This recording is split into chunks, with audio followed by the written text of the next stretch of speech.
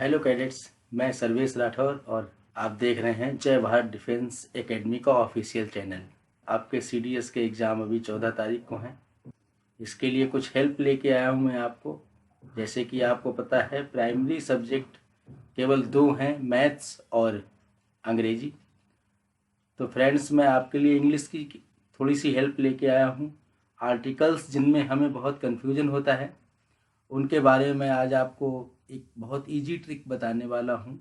और ये trick start होती है हमारे हिंदी के स्वर छोटा आ बड़ा आ छोटी ई बड़ी ई छोटा ऊ बड़ा ऊ ए ओ औ से। दोस्तों, अगर आप इस ट्रिक का यूज़ करेंगे तो ए और एन कहाँ यूज़ करना है इसमें आप बिल्कुल कभी कंफ्यूज नहीं होंगे और इजीली आप इस तरह के क्वेश्चंस को अटेंड कर पाएंगे।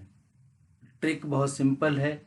जैसे कि हमें पता है आर्टिकल्स दो तरह के होते हैं, इंडेफिनिट और डेफिनिट। इंडेफिनिट का मतलब होता है जो चीज़ हमारे लिए स्ट्रेंज है, जिसे हम जानते नहीं हैं, जो हमारे लिए अनजानी है, वो आर्टिकल ए और एन है। इसीलिए इन दोनों आर्टिकल्स को इंडेफिनिट आर्टिकल्स के नाम से भी जाना जाता है। किसी भी नाउन से पहले अगर हमें कोई आर्टिकल ए और एन लगाना होता है तो उस नाउन की साउंड क्या है इसके अकॉर्डिंग हम वहाँ ए और एन पुट करते हैं। अगर किसी नाउन की साउंड कंसोनेंट से स्टार्ट हो रही है तो हम वहाँ ए आर्टिकल यूज़ करते हैं, और अगर वॉवेल साउंड से स्टार्ट हो रही है तो उससे पहले एन आर्टिकल का यूज़ करते हैं।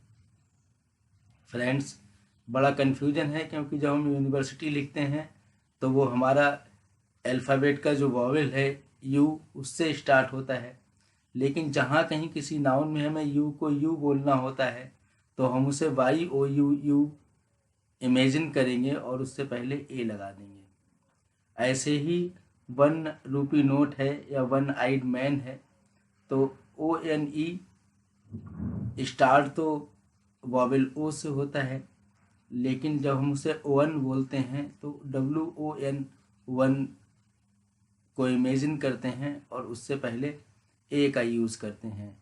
फ्रेंड्स, इंग्लिश अल्फ़ाबेट में केवल W और Y ये दो ऐसे चीटर हैं जो आर्टिकल लगाने में हमें बहुत परेशान करते हैं, और केवल इन्हें सीख के हम बहुत आसानी से ए और एन को अप्लाई कर सकते हैं। कैडेट्स,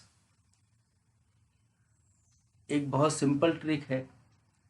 अगर हम जो भी नाउन है इससे पहले ए या एन पुट करना है, अगर हम उसे हिंदी में लिख लें तो बहुत इजीली हम गैस कर सकते हैं कि उससे पहले ए आएगा या एन आएगा।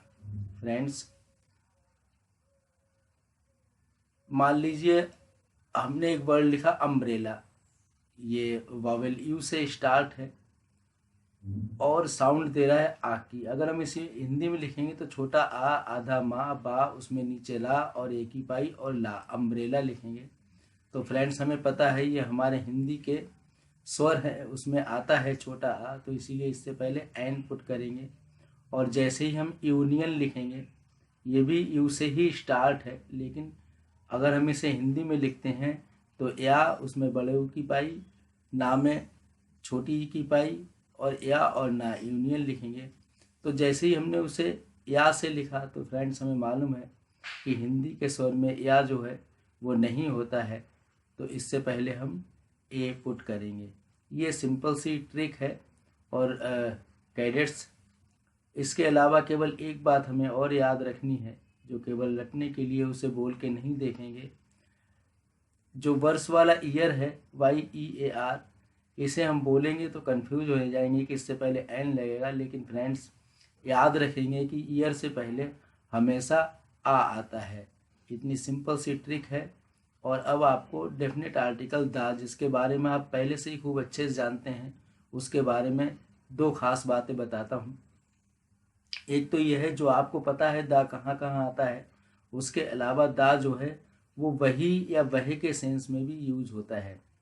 फ्रेंड्स, केवल एक स्टोरी की स्टार्टिंग के 2 सेंटेंस याद रखेंगे तो कभी कंफ्यूज नहीं होंगे। कोई स्टोरी जब स्टार्ट होती है तो स्टार्ट होती है there was a king. A king क्योंकि वो राजा हमारे लिए अननोन है, हम नहीं जानते हैं।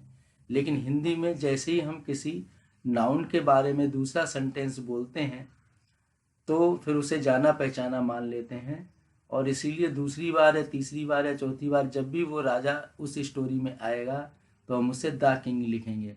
तो स्टोरी के 2 सेंटेंस याद रखने हैं। There was a king, the king was very brave. तो इस तरह से याद रखेंगे तो कभी कन्फ्यूजन नहीं होगा। तो द का एक तो वही या जाने पहचाने के सेंस में यूज़ करते हैं, और दूसरा द जो यूज करते हैं हम, वो जो स्पेशल यूज है, बाकी तो दोस्तों हमें पता ही है। और द को हम सुपरलेटिव डिग्री से पहले यूज करते हैं। अगर कोई सुपरलेटिव डिग्री है तो उससे पहले द का यूज करते हैं। फ्रेंड्स, इजी सब्जेक्ट है, बाकी सारी बातें आपको इसके बारे में मालूम है, तो मैं उसके लिए आपका टाइम वेस्ट नहीं करना चाहूँगा। केवल ये ए और एन में बहुत कन्फ्यूजन होता है, तो इसके लिए मैंने ये वीडियो बनाई है। आप इसे एक बार अगर देख लेंगे तो सारे कन्फ्यूजन आपके माइंड से हट जाएंगे और आप प्रॉपर तरीके से इनमें एरर फाइंड कर पाएंगे।